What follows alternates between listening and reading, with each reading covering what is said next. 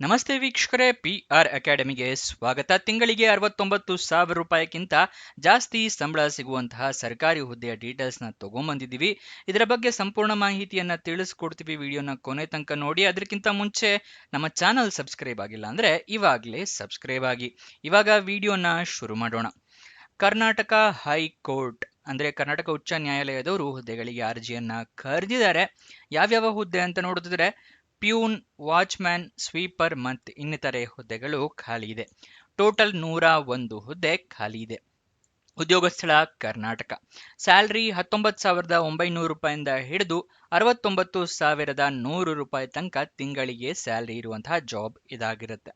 ಯಾವ್ಯಾವ ಹುದ್ದೆ ಎಷ್ಟೆಷ್ಟು ಖಾಲಿ ಇದೆ ಅಂತ ನೋಡೋದಾದ್ರೆ ಪ್ಯೂನ್, ವಾಚ್ಮ್ಯಾನ್, ಸ್ವೀಪರ್ ಹುದ್ದೆ 93 ಖಾಲಿ ಇದೆ. ಲಿಫ್ಟ್ ಅಟೆಂಡರ್ ಹುದ್ದೆ 5 ಖಾಲಿ ಇದೆ.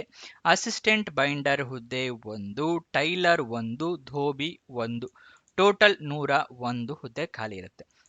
ನೆಕ್ಸ್ಟ್ ಇದರ ಸೆಲೆಕ್ಷನ್ ಪ್ರೋಸೆಸ್ ನ ತಿಳ್ಕೊಳ್ಳೋದಾದ್ರೆ ಲಿಖಿತ ಪರೀಕ್ಷೆ ಇರುತ್ತೆ, ಅಂದ್ರೆ ರಿಟರ್ನ್ ಎಕ್ಸಾಮಿನೇಷನ್ ಇರುತ್ತೆ. ಅದಾದ ನಂತರ ಇಂಟರ್ವ್ಯೂ ಅಂದ್ರೆ ಸಂದರ್ಶನ ಇರುತ್ತೆ. ಇದಿಷ್ಟು ಸೆಲೆಕ್ಷನ್ ಪ್ರೋಸೆಸ್ ನ ವಿವರ. ಯಾವ್ಯಾವ ಹುದ್ದೆಗೆ ಎಷ್ಟೆಷ್ಟು ಸ್ಯಾಲರಿ ಅಂತ ಸ್ಪೆಸಿಫಿಕ್ ಆಗಿ ತಿಳಿಸ್ಕೊಡ್ತಾ ಇದ್ದೀನಿ. ಪ್ಯೂನ್, ವಾಚ್ಮ್ಯಾನ್ ಮತ್ತೆ ಸ್ವೀಪರ್ ಹುದ್ದೆಗೆ 19,900 ರೂಪಾಯಿಂದ ಹಿಡಿದು 63,200 ರೂಪಾಯಿ ಸ್ಯಾಲರಿ. ಲಿಫ್ಟ್ ಅಟೆಂಡರ್ ಹುದ್ದೆಗೆ 21,700 ರೂಪಾಯಿಂದ ಹಿಡಿದು 69,100 ರೂಪಾಯಿ ಸ್ಯಾಲರಿ ಇರುತ್ತೆ. ಅಸಿಸ್ಟೆಂಟ್ ಬೈಂಡರ್ ಹುದ್ದೆಗೆ 19,900 ರೂಪಾಯಿಂದ ಹಿಡಿದು 63,200 ರೂಪಾಯಿ. ಟೈಲರ್ ಹುದ್ದೆಗೆ 29,700 ಹಿಡಿದು 69,100 ರೂಪಾಯಿ. ಧೋಬಿ ಹುದ್ದೆಗೆ 19,900 ರೂಪಾಯಿಂದ ಹಿಡಿದು 63,200 ರೂಪಾಯಿ. ಇದಿಷ್ಟು ತಿಂಗಳ ಸ್ಯಾಲರಿಗಳಾಗಿರುತ್ತೆ. ನೆಕ್ಸ್ಟ್ ಇದಕ್ಕೆ ಅರ್ಜಿಯನ್ನ ನೀವು ಹೇಗೆ ಹಾಕೋಬೇಕು ಅಂತ ಹೇಳಿದ್ರೆ ಆನ್ಲೈನ್ ಮೂಲಕ ನೀವು ಅರ್ಜಿಯನ್ನ ಹಾಕೋಬೇಕಾಗುತ್ತೆ. ಆನ್ಲೈನ್ ಮೂಲಕ ಅರ್ಜಿ ಹಾಕೋಕ್ಕೂ ಮುಂಚೆ ನೋಟಿಫಿಕೇಶನ್ ಒಂದ್ಸಲ ಸಂಪೂರ್ಣವಾಗಿ ಓದ್ಕೊಳ್ಳಿ. ಏನೇನು ಎಲಿಜಿಬಿಲಿಟಿ ಕ್ರೈಟೀರಿಯಾ ಅಂತ ತಿಳ್ಕೊಂಡ ನಂತರ ಅರ್ಜಿಯನ್ನ ಹಾಕೊಳ್ಳಿ. ಈ ನೋಟಿಫಿಕೇಶನ್ ಹೇಗೆ ಡೌನ್ಲೋಡ್ ಮಾಡ್ಕೊಳ್ಳೋದು ಮತ್ತೆ ಆನ್ಲೈನ್ ಮುಖಾಂತರ ಅಪ್ಲಿಕೇಶನ್ ಅಂತ ಹೇಳಿದ್ರಿ ಅದರ ಲಿಂಕ್ ಹೇಗೆ ಸಿಗುತ್ತೆ ಅಂದ್ರೆ ಎರಡನ್ನೂ ಕೂಡ ಹೇಗೆ ಪಡ್ಕೋಬೇಕು ಅಂತ ಇದೇ ವಿಡಿಯೋದಲ್ಲಿ ನಿಮಗೆ ಮುಂದೆ ತಿಳಿಸ್ಕೊಡ್ತೀವಿ. ನೆಕ್ಸ್ಟ್ ಯಾವ್ಯಾವ ಡಾಕ್ಯುಮೆಂಟ್ಸ್ ರೆಡಿ ಇಟ್ಕೋಬೇಕು ಅಂದ್ರೆ ಮೊದಲನೇದಾಗಿ ID proof, Aadhaar card, voter ID ಅಥವಾ ಪಾನ್ ಕಾರ್ಡ್, ಎಜುಕೇಷನ್ ಕ್ವಾಲಿಫಿಕೇಷನ್ಗೆ ಮಾರ್ಕ್ಸ್ ಕಾರ್ಡು, ಸರ್ಟಿಫಿಕೇಟ್ಸು, ನಿಮ್ಮ ಪಾಸ್ಪೋರ್ಟ್ ಸೈಜ್ ಫೋಟೋ, ನಿಮ್ಮ ರೆಸ್ಯೂಮೆ, ಎಕ್ಸ್ಪೀರಿಯನ್ಸ್ ಏನಾದರೂ ಇದ್ದರೆ ಎಕ್ಸ್ಪೀರಿಯನ್ಸ್ ಸರ್ಟಿಫಿಕೇಟ್, ಇದಿಷ್ಟನ್ನು ರೆಡಿ ಇಟ್ಕೊಂಡಿರಿ. ಎಲ್ಲದೂ ಕೂಡ ಸ್ಕ್ಯಾನ್ ಮಾಡಿ ಇಟ್ಕೊಳ್ಳಿ. ಆನ್ಲೈನ್ನಲ್ಲಿ ಅಪ್ಲಿಕೇಶನ್ ಹಾಕೋದ್ರಿಂದ ಸ್ಕ್ಯಾನರ್ ಇಲ್ಲ ಅಂತ ಹೇಳಿದ್ರೆ ತಲೆ ಕೆಡಿಸ್ಕೊಳ್ಳೋ ಅವಶ್ಯಕತೆ ಇಲ್ಲ. ಮೊಬೈಲ್ನಲ್ಲೇ ಎಲ್ಲ ಡಾಕ್ಯುಮೆಂಟ್ಸು ಕ್ಲಿಯರ್ ಆಗಿ ಕಾಣೋ ಥರ ಫೋಟೋ ತೆಗೆದು ಇಟ್ಕೊಳ್ಳಿ. ನೀವೇ ಮೊಬೈಲಲ್ಲಿ ಕೂಡ ಅಪ್ಲಿಕೇಶನ್ ಹಾಕೋಬೋದು ಆನ್ಲೈನ್ನಲ್ಲಿ. ಇಲ್ಲ PC ಕಂಪ್ಯೂಟರ್ನಲ್ಲಿ ಹಾಕ್ತೀರಾ ಅಂದರೆ ನಿಮ್ಮ ಮೊಬೈಲಿಂದ ಕಳಿಸ್ಕೊಡಿ, ಕಂಪ್ಯೂಟರ್ಗೆ ಕಳಿಸಿ ಅಲ್ಲಿಂದ ಅಪ್ಲೋಡ್ ಮಾಡ್ಬೋದು ನೀವು. ನೆಕ್ಸ್ಟ್ ಆನ್ಲೈನ್ ಅಪ್ಲಿಕೇಶನ್ ಅಲ್ಲಿ ನಿಮ್ಮ ಇಮೇಲ್ ID, ಮೊಬೈಲ್ ನಂಬರ್ನ ಕರೆಕ್ಟಾಗಿ ಮೆನ್ಷನ್ ಮಾಡಿ. ನಿಮ್ಗೇನಾದರೂ ಜಾಬ್ ಸಿಕ್ಕರೆ ಅಥವಾ ಅವರಿಗೆ ಇಂಟರ್ವ್ಯೂಗೆ ಕರೆಯೋದಾದ್ರೆ ಇಮೇಲ್ ಅಥವಾ SMS ಮುಖಾಂತರ ಕರೀತಾರೆ, ಅದಕ್ಕೋಸ್ಕರ ಅದನ್ನು ಕರೆಕ್ಟಾಗಿ ಮೆನ್ಷನ್ ಮಾಡೋದು ಮರಿಬೇಡಿ. ಮತ್ತೆ ಆನ್ಲೈನ್ ಅಪ್ಲಿಕೇಶನ್ ಫಿಲಪ್ ಮಾಡಿದ ನಂತರ ಎಲ್ಲ ಡೀಟೇಲ್ಸ್ ಕರೆಕ್ಟ್ ಆಗಿದೆಯಾ ಅಂತ 2 ಸಲ ಚೆಕ್ ಮಾಡ್ಕೊಳ್ಳಿ. ಆಮೇಲೆ ಅಪ್ಲಿಕೇಶನ್ ಫೀಸ್ನ ನೀವು ಪೇ ಮಾಡಬೇಕಾಗತ್ತೆ. ಅಪ್ಲಿಕೇಶನ್ ಫೀಸ್ನ ವಿವರ ತಿಳ್ಕೊಳ್ಳೋಣ ಇವಾಗ. SC ST ಕ್ಯಾಟಗರಿ ಅವರಿಗೆ ಮತ್ತೆ ಕ್ಯಾಟಗರಿ 1 ಮತ್ತೆ PWBD ಅಂದ್ರೆ person with bench mark disability ಅಂದ್ರೆ ಅಂಗವಿಕಲ ಕ್ಯಾಂಡಿಡೇಟ್ಸ್ಗಳಿಗೆ 100 ರೂಪಾಯಿ ಅರ್ಜಿ ಶುಲ್ಕ ಇರುತ್ತೆ. ಈ ರಿಸರ್ವೇಷನ್ನ ಪಡ್ಕೋಬೇಕು ಅಂದ್ರೆ ನಿಮ್ಮ ಹತ್ರ ಪ್ರಮಾಣ ಪತ್ರಗಳಿರಬೇಕು. SC ST ಕ್ಯಾಂಡಿಡೇಟ್ ಆಗಿದ್ರೆ ಜಾತಿ ಪ್ರಮಾಣ ಪತ್ರ, ಕ್ಯಾಟಗರಿ 1 ಆಗಿದ್ರೆ ಕ್ಯಾಟಗರಿ 1 ಸರ್ಟಿಫಿಕೇಟ್ ಇರಬೇಕು. ಮತ್ತೆ ಅಂಗವಿಕಲ ಕ್ಯಾಟಗರಿ ಬಿಲಾಂಗ್ ಆಗೋದಿದ್ರೆ ನಿಮ್ಮ ಹತ್ರ ಡಿಸೇಬಿಲಿಟಿ ಸರ್ಟಿಫಿಕೇಟ್ ಇರಬೇಕಾಗುತ್ತೆ. General category 2A, 2B, 3A, 3B ಕ್ಯಾಂಡಿಡೇಟ್ಸ್ಗಳಿಗೆ 200 ರೂಪಾಯಿ ಅರ್ಜಿ ಶುಲ್ಕ ಇರುತ್ತೆ. ಅರ್ಜಿ ಶುಲ್ಕವನ್ನ ಅಂದ್ರೆ ಅಪ್ಲಿಕೇಶನ್ ಫೀಸ್ ಇರುತ್ತೆ. ಅಪ್ಲಿಕೇಶನ್ ಫೀಸ್ ನೀವು ಆನ್ಲೈನ್ ಮುಖಾಂತರ ಪೇ ಮಾಡಬೇಕಾಗುತ್ತೆ. ಅದರ ಸಂಪೂರ್ಣ ವಿವರಕ್ಕೆ ನೀವು ನೋಟಿಫಿಕೇಶನ್ ನೋಡ್ಕೊಳ್ಳಿ, ಹೇಗೆ ಪೇ ಮಾಡಬೇಕು ಅದರ ವಿವರನ ಕೊಟ್ಟಿರ್ತಾರೆ ನೋಟಿಫಿಕೇಶನ್ ಅಲ್ಲಿ. ನೆಕ್ಸ್ಟ್ ಇದು ಅಪ್ಲಿಕೇಶನ್ ಫೀಸ್ನ ಪೇ ಮಾಡಿ ಆದಮೇಲೆ ಅಪ್ಲಿಕೇಶನ್ನ ಸಬ್ಮಿಟ್ ಮಾಡಿ. ಅಪ್ಲಿಕೇಶನ್ ಸಬ್ಮಿಟ್ ಮಾಡಿದ್ಮೇಲೆ ಅಪ್ಲಿಕೇಶನ್ ನಂಬರ್ ಅಥವಾ ರಿಕ್ವೆಸ್ಟ್ ನಂಬರ್ ಹತ್ರ ಏನಾದರೂ ಬಂದರೆ ಅದನ್ನು ಬರೆದಿಟ್ಕೊಳ್ಳಿ, ನಿಮ್ಮ ಫ್ಯೂಚರ್ ರೆಫರೆನ್ಸ್ಗೆ ಬೇಕಾಗುತ್ತೆ.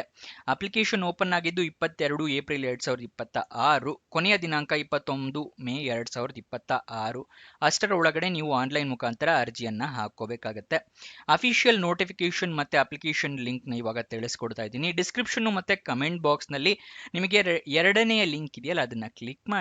Karnataka high court job details open ಆಗುತ್ತೆ. ಅಲ್ಲಿ ಸ್ಕ್ರೋಲ್ ಡೌನ್ ಮಾಡಿ ಫುಲ್ ಕೆಳಗಡೆ ಬಂದರೆ ಅಫಿಷಿಯಲ್ ನೋಟಿಫಿಕೇಶನ್ ಅಂತಿದೆಯಲ್ಲ ಅದರ ಪಕ್ಕದಲ್ಲೇ ಕ್ಲಿಕ್ ಹಿಯರ್ ಅನ್ನೋದನ್ನ ಕ್ಲಿಕ್ ಮಾಡಿ. ನಿಮಗೆ ನೋಟಿಫಿಕೇಶನ್ ಓಪನ್ ಆಗುತ್ತೆ. ಇಲ್ಲಿ ಎಲ್ಲ ಸಂಪೂರ್ಣ ಮಾಹಿತಿಯನ್ನು ತಿಳ್ಕೊಳ್ಳಿ. ಯಾವ್ಯಾವ ಹುದ್ದೆ ಎಷ್ಟೆಷ್ಟು ಖಾಲಿ ಇದೆ ಎಜುಕೇಷನ್ ಕ್ವಾಲಿಫಿಕೇಷನ್, ಅಪ್ಲಿಕೇಶನ್ ಫೀಸ್ನ ಹೇಗೆ ಕಟ್ಟಬೇಕು ಅದೆಲ್ಲದನ್ನ ತಿಳ್ಕೊಳ್ಳಿ. ಆಮೇಲೆ ಅದ್ರ ಕೆಳಗಡೆನೆ ನಿಮಗೆ ಅಪ್ಲೈ ಆನ್ಲೈನ್ ಅಂತ ಕೊಟ್ಟಿದ್ದೀವಲ್ಲ, ಅದರ ಪಕ್ಕದಲ್ಲೇ ಕ್ಲಿಕ್ ಹೇರ್ ಅನ್ನೋದನ್ನ ಕ್ಲಿಕ್ ಮಾಡಿ ನಿಮಗೆ ಅಪ್ಲಿಕೇಶನ್ ಓಪನ್ ಆಗುತ್ತೆ. ಏನೇನು required documents, passport size photo ಅನ್ನಲ್ಲ, ಅದು ಎಷ್ಟು ಉದ್ದ ಅಳತೆ ಎಲ್ಲ ಎಷ್ಟು ಸೈಜ್ ಇರಬೇಕು ಅಂತ ಕೂಡ ಕೊಟ್ಟಿದ್ದಾರೆ, ಅದನ್ನೆಲ್ಲ ನೋಡ್ಕೊಳ್ಳಿ. ಅದಾದ್ಮೇಲೆ ಇಲ್ಲಿ ಆನ್ಲೈನ್ ಅಪ್ಲಿಕೇಶನ್ ಅಂತಿದೆಯಲ್ಲ, ಇದ್ರ ಮೇಲೆ ಕ್ಲಿಕ್ ಮಾಡಿ. ಅದ್ರ ಮೇಲೆ ಕ್ಲಿಕ್ ಮಾಡಿದ್ಮೇಲೆ ನಿಮಗೆ ಈ ರೀತಿ ಒಂದು ಪೇಜ್ ತೋರಿಸುತ್ತೆ. ಇಲ್ಲೆಲ್ಲ ಕಂಡೀಷನ್ಸ್ ಇರುತ್ತೆ, ರೂಲ್ಸ್ ಅಂಡ್ ರೆಗ್ಯುಲೇಷನ್ಸ್, ಅದನ್ನೆಲ್ಲ ಓದ್ಕೊಳ್ಳಿ. ಅದಾದ್ಮೇಲೆ ಇಲ್ಲಿ ಐ ಅಕ್ಸೆಪ್ಟ್ ಅಂತ ಇದಿಲ್ಲ, ಚೆಕ್ ಬಾಕ್ಸ್ ಇದೆಯಲ್ಲ ಅದನ್ನು ಕ್ಲಿಕ್ ಮಾಡಿ ಅಪ್ಲೈ ಕೊಡಿ. ಆಮೇಲೆ ಇಲ್ಲೆಲ್ಲ ಡೀಟೇಲ್ಸ್ ಓಪನ್ ಆಗುತ್ತೆ, ಯಾವ ಹುದ್ದೆಗೆ ಅಂತ ಹೇಳಿ ಅದಾಗೆ ತೊಗೊಂಡಿರುತ್ತೆ. ಇಲ್ಲಿ ಎಲ್ಲ ಡೀಟೇಲ್ಸ್ನ ಫಿಲಪ್ ಮಾಡಿ, ನಿಮ್ಮ ಹೆಸರು, ನಿಮ್ಮ ತಂದೆ ಹೆಸರು ಮತ್ತು ಎಲ್ಲ ಡೀಟೇಲ್ಸು ಕೊಟ್ಟಿರ್ತಾರೆ. ಇಲ್ಲಿ ಈ ಎಲ್ಲ ಬ್ಲ್ಯಾಂಕ್ ಬಾಕ್ಸ್ ಇದೆಯಲ್ಲ ಅದೆಲ್ಲದನ್ನು ಫಿಲಪ್ ಮಾಡಿ ಅದಾದ ನಂತರ ಪ್ರಿವ್ಯೂ ಅಂತ ಕೊಡಿ. ನೀವೆಲ್ಲ ಡೀಟೇಲ್ಸ್ ಫಿಲಪ್ ಮಾಡಿದ್ಮೇಲೆ ಪ್ರಿವ್ಯೂ ತೋರಿಸುತ್ತೆ, ಕರೆಕ್ಟ್ ಆಗಿದ್ದರೆ ಅಪ್ಲಿಕೇಶನ್ನ ಸಬ್ಮಿಟ್ ಮಾಡಿ. ಗೊತ್ತಾಯ್ತಲ್ವಾ? ನೆಕ್ಸ್ಟ್ ಅಫಿಷಿಯಲ್ ವೆಬ್ಸೈಟ್ ಅಡ್ರೆಸ್ ಬೇಕು ಅಂದರೆ judiciary.karnataka.gov.in ಇದು ಅಫಿಷಿಯಲ್ ವೆಬ್ಸೈಟ್ನ ಅಡ್ರೆಸ್ಸು. ಅಲ್ಲಿಂದ ಕೂಡ ನೀವು ಈ ಜಾಬ್ ಬಗ್ಗೆ ಸಂಪೂರ್ಣ ಮಾಹಿತಿಯನ್ನು ತಿಳ್ಕೊಬಹುದು. ನೆಕ್ಸ್ಟ್ ಇದರ ಎಜುಕೇಷನ್ ಕ್ವಾಲಿಫಿಕೇಷನ್ ವಿವರನ ತಿಳ್ಕೊಳ್ಳೋದಿದ್ರೆ 10th ಪಾಸ್ ಆಗಿದ್ದರೆ ಸಾಕು. 10th ಅಥವಾ SLC ಅಂತ ಏನು ಹೇಳ್ತೀವಲ್ಲ, ಅದು ಪಾಸ್ ಆಗಿದ್ದವರು ಎಲ್ಲರೂ ಕೂಡ ಅರ್ಜಿಯನ್ನು ಹಾಕೋಬಹುದು. ನೀವು ಒಂದೇ ಹುದ್ದೆಗೆ ಅರ್ಜಿ ಹಾಕೋಬೇಕಂತಿಲ್ಲ, 3-4 ಹುದ್ದೆಗೂ ಕೂಡ ಅರ್ಜಿಯನ್ನು ಹಾಕೋಬಹುದು. ಆದರೆ 3-4 ಸಲ ಅರ್ಜಿಯನ್ನು ಹಾಕೋದಾದರೆ 3-4 ಅಪ್ಲಿಕೇಶನ್ ಫೀಸ್ನ ನೀವು ಪೇ ಮಾಡಬೇಕಾಗತ್ತೆ, ಅದನ್ನು ನೆನ್ಪಿಟ್ಕೊಳ್ಳಿ. ನೆಕ್ಸ್ಟ್ ಇದರ ವಯೋಮಿತಿಯ ಡೀಟೇಲ್ಸ್ನ ತಿಳ್ಕೊಳ್ಳೋದಾದ್ರೆ ಮಿನಿಮಮ್ 18 ವರ್ಷ ಆಗಿರಬೇಕು, ಮ್ಯಾಕ್ಸಿಮಮ್ 40 ವರ್ಷದವರು ಕೂಡ ಅರ್ಜಿಯನ್ನು ಹಾಕೋಬಹುದು. ವಯೋಮಿತಿಯ ಸಡಿಲಿಕೆ ಕೊಟ್ಟಿದ್ದಾರೆ. SC/ST ಕ್ಯಾಂಡಿಡೇಟ್ಸ್ಗಳಿಗೆ, ಕ್ಯಾಟಗರಿ 1 ಕ್ಯಾಂಡಿಡೇಟ್ಸ್ಗಳಿಗೆ 5 ವರ್ಷಗಳ ಸಡಿಲಿಕೆ ಕೊಟ್ಟಿದ್ದಾರೆ. Category 2A, 2B, 3A, 3B ಕ್ಯಾಂಡಿಡೇಟ್ಸ್ಗಳಿಗೆ 3 ವರ್ಷದ ಸಡಿಲಿಕೆ ಕೊಟ್ಟಿದ್ದಾರೆ. ಅಂದರೆ 43 ಮತ್ತು 45 ವರ್ಷದವರ ತನಕ ಈ ಕ್ಯಾಟಗರಿಗೆ ಬಿಲಾಂಗ್ ಆಗಿದರೆ ನೀವು ಅರ್ಜಿಯನ್ನು ಹಾಕಬಹುದು. ಇಲ್ಲೂ ಅಷ್ಟೇ ನಿಮ್ಮ ಹತ್ರ ಜಾತಿ ಪ್ರಮಾಣ ಪತ್ರ, category 1, 2A, 2B, 3A, 3B ಪ್ರಮಾಣ ಪತ್ರ ಎಲ್ಲ ನಿಮ್ಮ ಹತ್ರ ಇರಬೇಕಾಗುತ್ತೆ. ಅದನ್ನು ರೆಡಿ ಇಟ್ಕೊಂಡು ಅರ್ಜಿಯನ್ನು ಹಾಕ್ಕೊಳ್ಳಿ. ಇದಿಷ್ಟು ಈ ಜಾಬ್ನ ವಿವರ. ನಿಮ್ಗೆ ಏನೇ ಡೌಟ್ಸ್ ಅಥವಾ ಕ್ವಶನ್ಸ್ ಇದ್ರೆ ಕಮೆಂಟ್ ಬಾಕ್ಸ್ನಲ್ಲಿ ಕಮೆಂಟ್ ಮಾಡಿ, ನಾವು ಉತ್ತರ ಕೊಡೋದಕ್ಕೆ ಪ್ರಯತ್ನ ಮಾಡ್ತೀವಿ. ಮತ್ತೆ ನಿಮಗೆ ಪ್ರತಿದಿನ ನಮ್ಮದೇ ವೆಬ್ಸೈಟಿಂದ ಜಾಬ್ ಡೀಟೇಲ್ಸ್ ತಿಳಿಸ್ಕೊಡೋದು prgovernmentjobs.com ಅಂತ ಹೇಳಿ. ಇದರ ಲಿಂಕು ನಿಮಗೆ ಡಿಸ್ಕ್ರಿಪ್ಷನ್ ಮತ್ತು ಕಮೆಂಟ್ ಬಾಕ್ಸ್ನಲ್ಲಿ ಮೊದಲನೇ ಲಿಂಕ್ ಆಗಿದೆ, ಅಲ್ಲಿಂದ ಕ್ಲಿಕ್ ಮಾಡಿ ನಮ್ಮ ವೆಬ್ಸೈಟಲ್ಲಿ ಹಲವಾರು ಜಾಬ್ಸ್ ಇರುತ್ತೆ, ಅದಕ್ಕೆ ಅಪ್ಲೈ ಮಾಡ್ಬೋದು, ನಿಮಗೆ ಯಾವ್ದು ಸೂಟಬಲ್ ಆಗುತ್ತೆ ಅದಕ್ಕೆ.